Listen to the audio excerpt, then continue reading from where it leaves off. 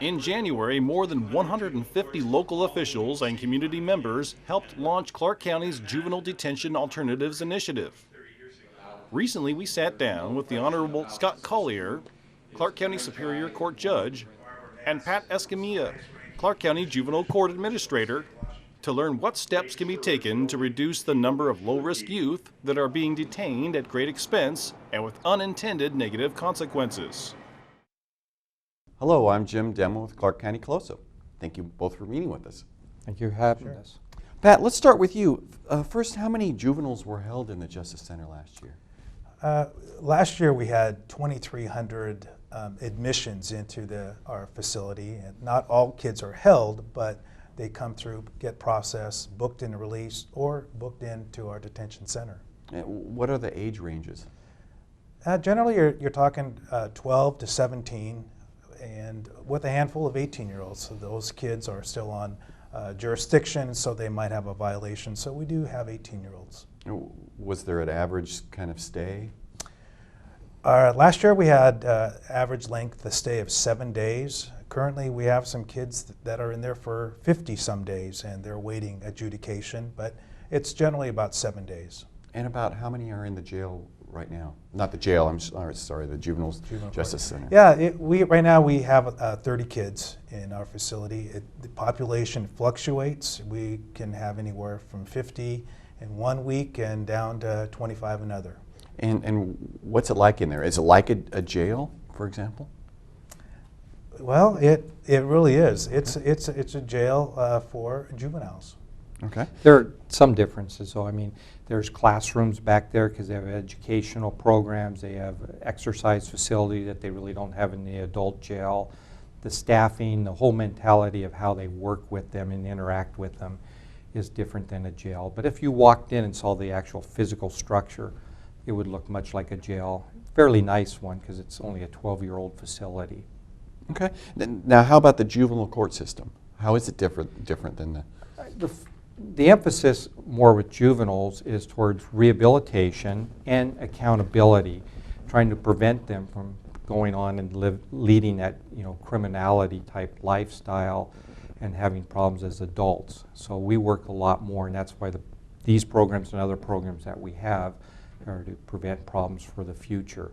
So it's accountability, making amends, and recognize their responsibility to the community for the harms that they've caused, where adult jails are much more about just kind of punishment, accountability, and sometimes in the DOC, Department of Corrections prison system, as they're leaving, they may have some programs, but it's much more about just housing and punishment. Okay. Pat, what percentage of youth held last year were considered dangerous? I wouldn't classify dangerous more than maybe serious felonies. Okay. We have about 25% of the kids that come through our facility are there for felonies, and there's harm against the community, and they need to be held accountable. And generally, those kids are held in detention pending court. Okay, but then the other 75% are. Well, there is about 40% of those other kids are what we call gross misdemeanors or misdemeanor kind of offenses, kind of the middle of the road, still committing harm to the community and need to make amends. And then the other percentage is probation violations. A lot of kids that have been on probation, they violate some terms of probation, for example, maybe getting kicked out of school or not going to treatment. And so they come to court, they have a probation violation hearing, and then are held. Okay. What kind of consequences? Obviously, there are negative consequences being put in jail, but what are some of those unintended consequences when you put a youth through this system? Judge, you want to answer? Yeah, negative consequences, particularly with these 75% of the kids that Pat was talking about that are more low-risk offenders and probation offenders. We made a policy some time back in Clark County, unlike some counties, what we call status offenders, we don't incarcerate. Kids that are there for truancy, for example. Many counties will incarcerate kids for not going to school as part of that accountability. We made a decision not to do that some time ago and have programs for that. But the harm that you do when you mix these populations sometimes is you have these low-risk offenders, kids who may have not gone to treatment, may have gotten in trouble at school, and you mix them with the more serious felon population, and some of them are doing some substantial harm. You're bringing these groups together that maybe wouldn't be together out in the community, and they learn from each other. And there are a number of studies that have shown by combining those populations, you actually lead to having kids progress further in their criminality and harm to the community. And that's part of what this whole JDAI, Juvenile Detention Alternatives Initiative, is about. Okay. And just so we can kind of keep costs, what is the average cost to keep a youth? Well, it's a detention center, so it's a 24/7 operation, just like an adult jail. We have staffing, it never closes, so it's pretty expensive. It's about $150 a day to house a youth in our detention center. And how much did it cost to operate the Justice Center in last year? Because of all those things I said, it's about a $5 million budget for our detention program. They do a lot of great programming in there. I mean, they screen youth as they come in, mental health screening, all sorts of assessments are being done, referrals are being sent. So it's a dynamic place. We have staff that are well trained, doing a good job, but it's about $5 million. Okay. Scott, at the start of the interview, we saw footage back in January that launched the Juvenile Detention Alternatives Initiative here locally. First, is there an acronym for this? Yes, Juvenile Detention Alternatives Initiative, JDAI. JDAI. Okay, and is this a national initiative? It is. It got started with the Annie Casey Foundation. They were seeing, if you remember back 20 years ago or so, there was a real push to holding kids that were doing criminal acts accountable, much like adults. And the Annie Casey Foundation was seeing that maybe that was not having a positive effect and helping out holding 14-year-old because they do a robbery like an adult. So they were the initiators and the initial funders of this and started these programs. Now they have expanded across the nation and the state of Washington. We currently have 9 programs, I think, here in Washington. Oh, okay. So this is a national movement initiative that is growing bigger each and every year. And has it been successful? Yes, there have been multiple studies that have been done on it and have across the board shown success when this formula, so to speak, when I say formula, I'm a little hesitant saying that, but they have a system and a process that we're going through, I think we're going to talk about a little further, that you individualize to your community and your community needs and what will best serve. But it's still nonetheless kind of within this formula, and that's why they're providing that support to help us through that process that we get to individualize. Okay, and is this the main reason this was started in Clark County, because of the success rate? Well, I remember speaking with presiding judge Barbara Johnson a couple of years ago and trying to figure out how could we better serve young kids, lower risk offenders. And as the judge mentioned earlier, we don't want to mix those high risk and low risk kids up. So when I talked to her about this initiative and the theme of it, she understood it, and she took it to the Superior Court judges, and I think they understand it as well. Now, how will this get implemented in Clark County? Well, it's sort of the train has left the station. We had that kickoff that you referred to earlier, and now we are broken down in 5 different groups, working groups, and we've asked staff and community members to be involved with that. And so each work group has a task to do, and they are going forward. An example of that is an Alternatives to Detention work group. What alternatives can we create for these lower risk offenders? Always having public safety in mind, but if they are amenable to make some changes, what can we do in collaboration with the community? And that's where we're at. I want to go back and add something. It was really a no-brainer when Pat brought this to the Superior Court judges. One, we have such a fabulous juvenile court, and they are recognized throughout the state and the nation. And that's because of programs that Pat and Pat's predecessor, Ernie Veach White, had brought forward.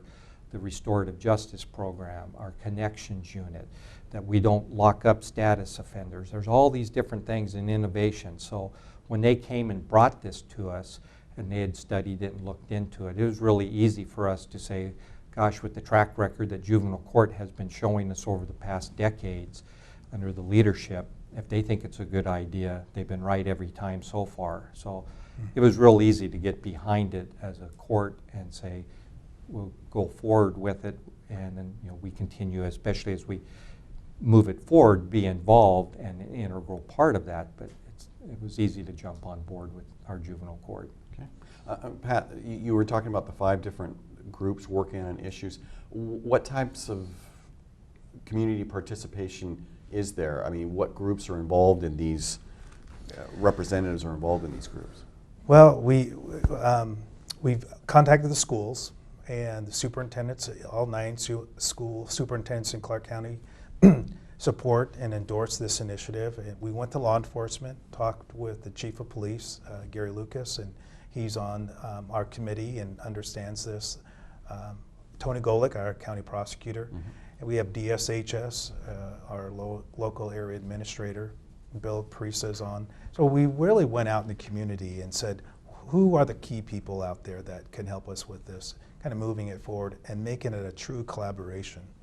What's kind of the time frame? How long will it take to get this program rolling? Well, it's rolling. Okay. We're looking at least 3 to 6 months to really kind of get programming. We're in the process phase right now, and then we're going to be in the program phase. And so we have these work groups putting together and trying to come up with some ideas.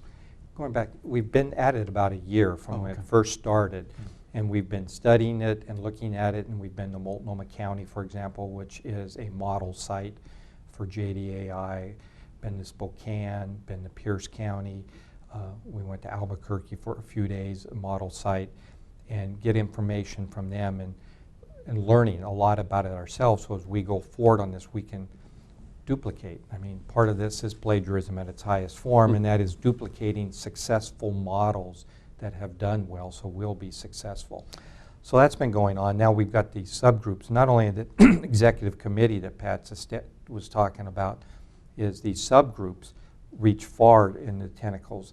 Out of that meeting that you taped in January, our kickoff meeting, out of that 150 people, I don't know, it was like 40 or 50 of them volunteered to be on subgroups here of these, and so we are far reaching into the community with community involvement as we bring this forward and develop it. And if I can just add one thing to that, Jim, it really aligns with our balance and restorative justice philosophy. Having these alternative, we really wanted to make sure it worked with offenders as well as victims and the community, and those are the 3 components that we looked at and said, we're going to go forward with this because it makes sense and it follows our philosophy. Is there an overall cost estimate on what you think it would take to make these changes? Yeah, there's not really it actually kind of aligns with the county's reconfiguration kind of initiative, doing things differently. So it wasn't to save money, it was what can we do to service kids in the community better, and hopefully with better outcomes, and allocating our services, our staff in a different kind of way, and hopefully having better results. And the other last thing on that is what JDAI programs have shown is not necessarily an immediate cost savings, just more bang for your buck in this reconfiguration alignment, but where they are showing cost savings is substantial cost avoidance. Across the country, there are all these facilities that we're going to have to build new juvenile detention facilities that cost millions of dollars, and then the staffing with these. If you're able to bring down that population with no increased risk to the community and harm and better outcomes. So the future is where we're going to really save the money. Today we're going to have better results and outcomes that are more appropriate for our community youth. And I know the process is still going, but what are some examples of things we might see, changes we might see?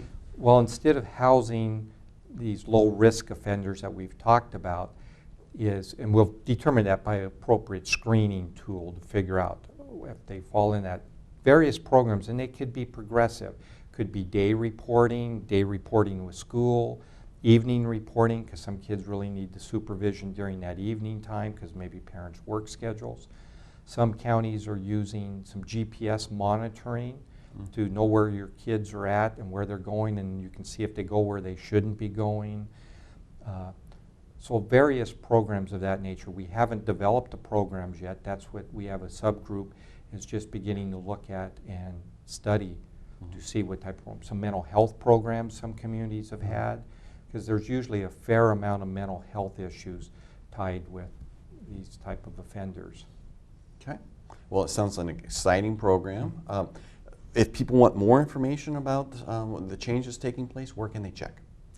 I would just contact the Clark County Juvenile Court and contact Jody Martin directly, and her number is on their sheet. And so there's a website. Just shoot us an email, and we would love to have your involvement. Great. Well, thank you both very much. Thank you. Thank you.